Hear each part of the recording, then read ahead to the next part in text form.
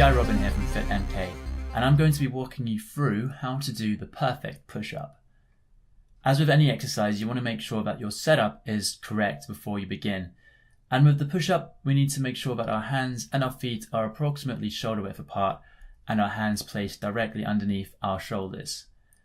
In this shot, you can see that my back is nice and straight, and in order to do that, what I'm doing is I'm squeezing my glutes together and I'm making sure that my belly button is sucked in towards the base of my spine, and this just makes sure that my back is nice and straight.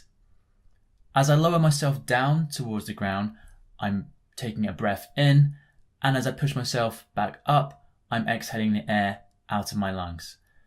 Another technique you can use with the push-up as well is, instead of imagining pushing yourself away from the ground, imagine pushing the ground away from yourself.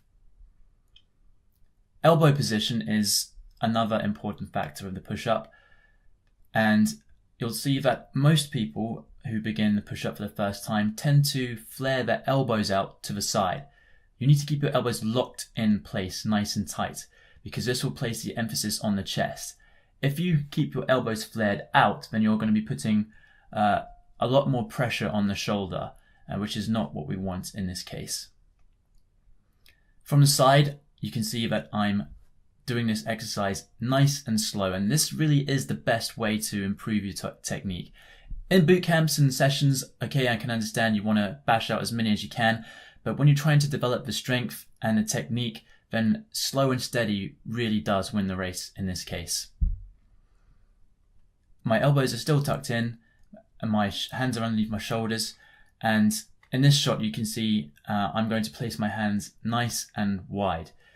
There's nothing wrong with doing this, but by changing your hand position, you can change the focus of the exercise. Having your hands wide will place more emphasis on the outside of your chest, whereas if you place your hands close together, like I'm doing here, then I'm going to be placing more effort on the triceps. There's nothing wrong at all with doing this, but you can experiment with different hand positions and see if one's easier or one's harder. Feet position as well can also help you make this exercise easier or more challenging.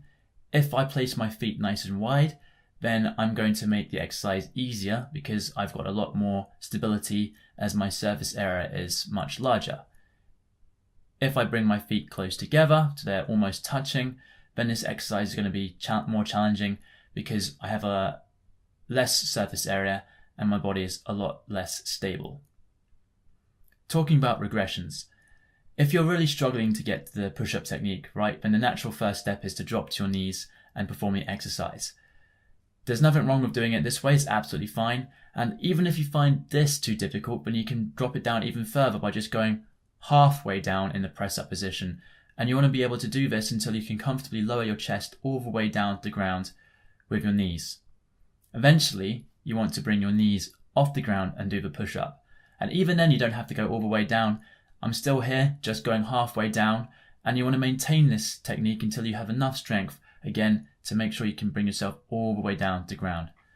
And one more thing is, I'm pausing here at the bottom for a few seconds before pushing myself back up, and this is just increasing the tension on my muscles, which will further lead to strength gains.